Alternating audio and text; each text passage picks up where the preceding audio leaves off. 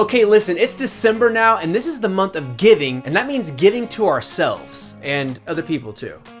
No matter who you're shopping for, Nintendo Switch has some awesome games this month, so stick around to find out what you should be checking out, and drop a comment below for your chance to win one of 2 $10 eShop gift cards. Of course, there will be more games coming out this month, but I've got 12 here for you today, including a couple that I haven't heard a lot of people talking about. So hit the subscribe button and tap that bell icon so you don't miss any notifications, and let's go.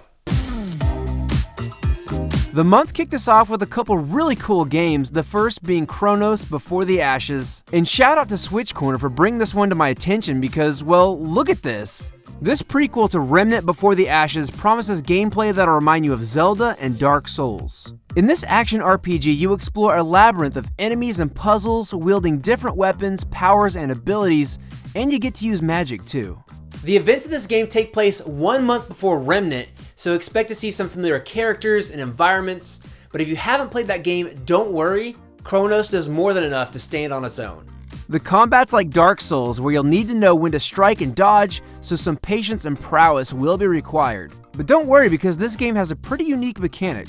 When you die, your character, who can be female or male, gets older, and over time your speed and strength will increase. So definitely don't get discouraged with this one, as it will get easier as you defeat more enemies and play the game. Just from my experience with this game, you might want to stick to playing on your television if you're sensitive to frame rates like me. I'm super glad this is on Switch, and I think you need to check it out.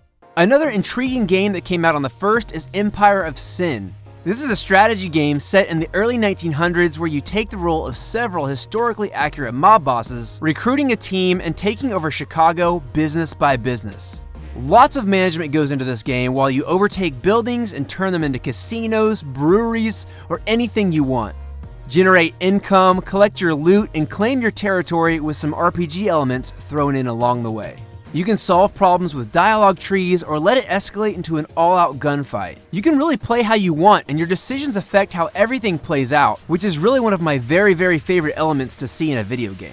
You move around the town in real time, but when you go into combat, it goes into tactical turn-based mode, similar to XCOM, Mario plus Rabbids, or Fire Emblem. Expect a variety of perks and abilities for your characters that really lets you fine-tune the game to your playstyle as you side with factions and recruit new members. I'm not gonna lie, this game can be a little repetitive for some, but it's definitely addicting, and that noir vibe just suckers me in. On December 2nd, we were blessed with Shiren the Wanderer, the Tower of Fortune, and the Dice of Fate. This is an old school style mystery dungeon game set in Japan where no 2 playthroughs are exactly the same. That's right, this is a roguelike, dungeon crawling RPG with randomly generated areas and randomized loot. The game is quite a challenge, but there's a massive amount of items to find with different abilities, stats, and buffs. And that's where the fun is in this game. Every time you play the game, the loot drops are gonna be different. Once you get to an area, you can't go back to the town or go to a shop, so you have to carefully manage your inventory and plan your strategy before going into battle.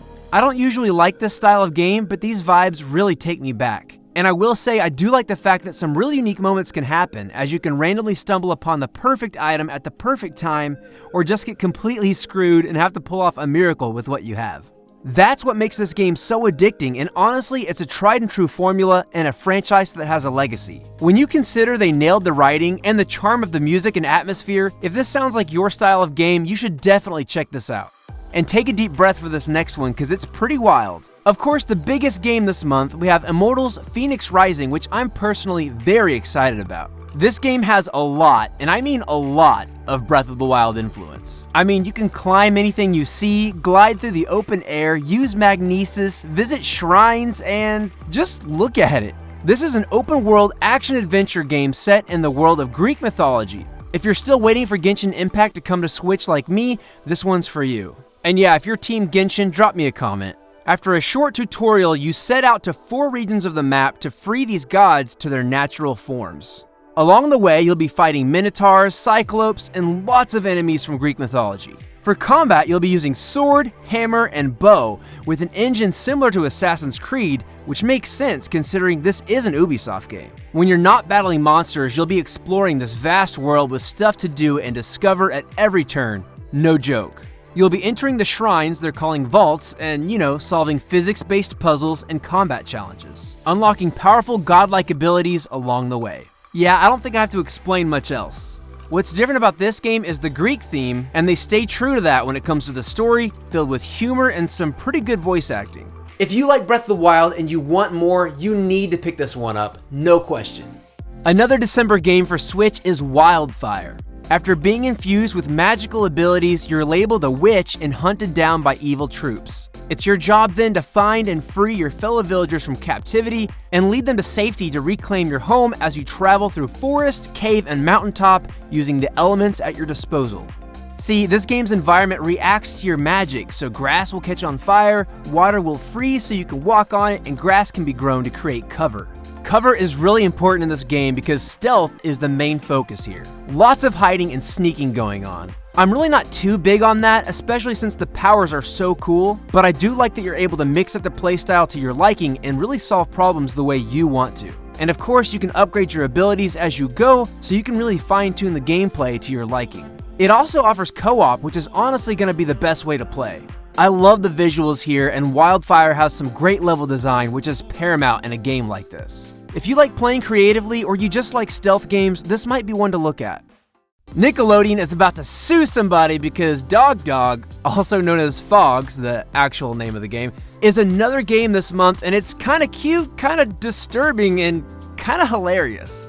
It's a puzzle platforming game where you control a two-headed dog with no legs, and you use physics with your stretchy body to interact with the environment. You'll float, slide, and bounce across the levels as you try to make sense of this zany world. And yes, I don't think I've used that word before, but now's the time, people. This is some creative, off-the-wall stuff. You can play single player, but this game was just meant to be played with two people.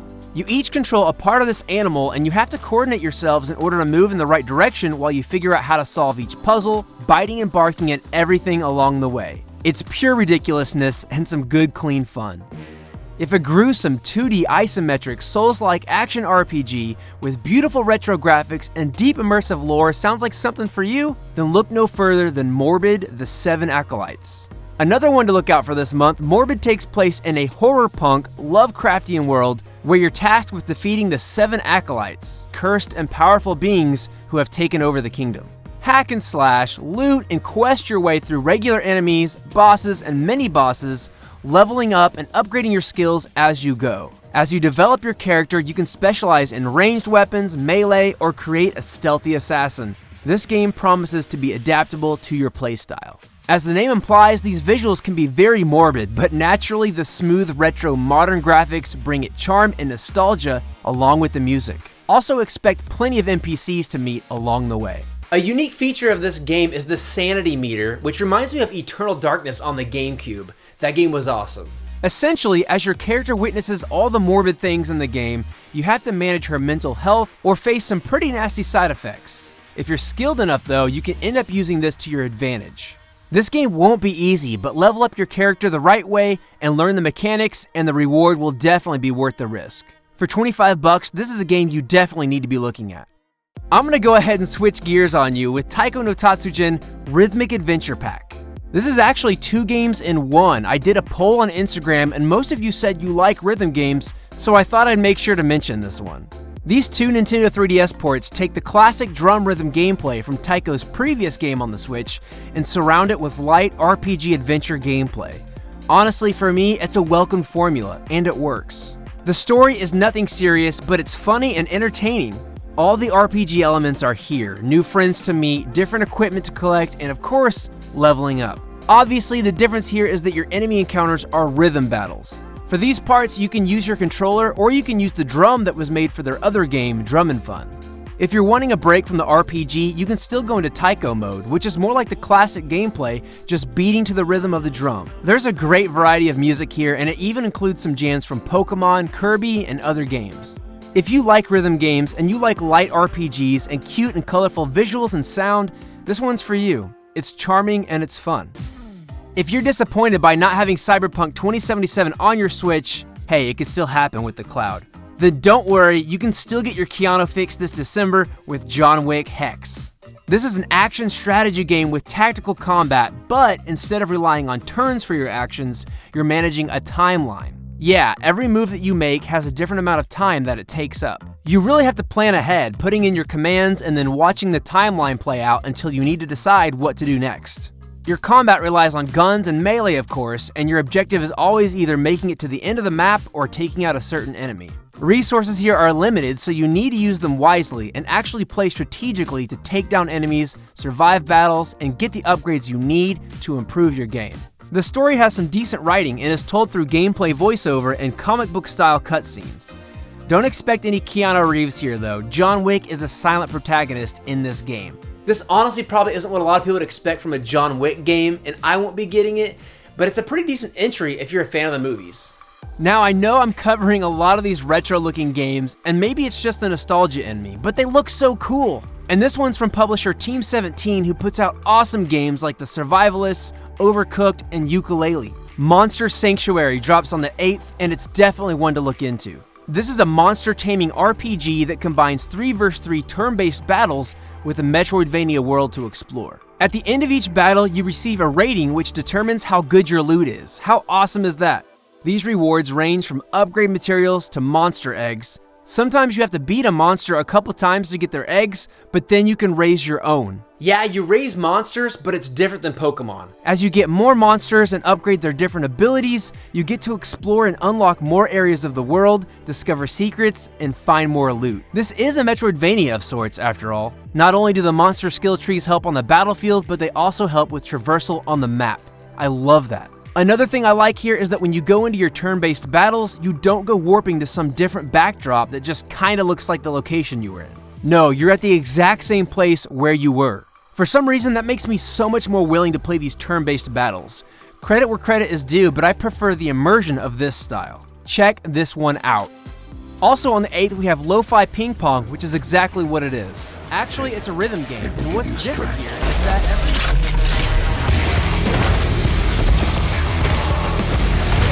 over a year after its initial Switch release date, Bethesda decided to finally announce the release of Doom Eternal a week before its launch. And you know what? I'm not complaining. Panic Button pulled off a miracle of their port of the last game, and this time the game was made with Switch in mind from the ground up.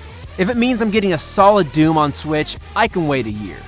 A sequel to Doom 2016, this one mostly stays true to the formula of run and gun demon slaying fun, but adds more traversal utilities, platforming, and story.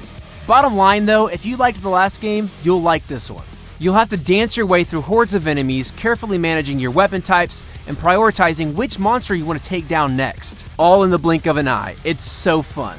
id Software once again encourages you to jump into the action and keep it popping, as taking down enemies revives your health and keeps you moving. The chainsaw rips through enemies much faster than your guns and gives you ammunition, but requires fuel to work, which is much more scarce on the map. This means you have to make snap decisions that can mean life or death. Once again, the synth-infused metal orchestra paints the soundtrack of your spree with the amps turned up to 20 and includes many callbacks to the classic games, as does the vast array of enemy types, many that you may recognize from back in the day. Hell, I didn't even play the original Doom games and I recognize some of these baddies, and I have a lot of fun looking at the old games to compare. If you haven't played this one on PC or console yet, or you just want a new way to slay some demons on the go, now's your chance. So we've got some awesome games this month, and I can't wait to see what else pops up. Please drop us a comment below and let us know if you'll be getting any of these, or if there's anything else that we need to be checking out. For more Nintendo Switch upcoming games and unboxings, hit that subscribe button, and if you want to see another one of my videos, just tap that box on your screen, and I'll see you over there. Dasani's gonna sue me now.